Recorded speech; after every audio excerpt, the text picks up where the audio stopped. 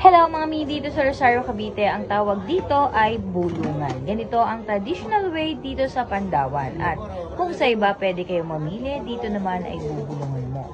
Traditional way na ito sa Pandawan na para makakuha ka ng isda, is need mong bumulong ng presyo mo per kilo sa listador o sa may-ari ng konsignasyon.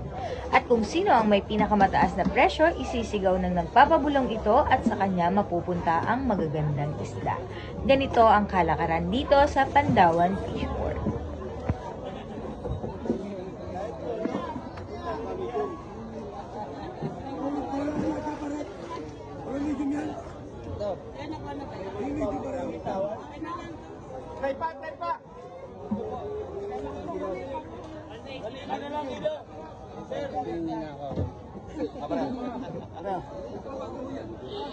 Yung maliit, tingnan ko nga ho, magkano tawag nyo?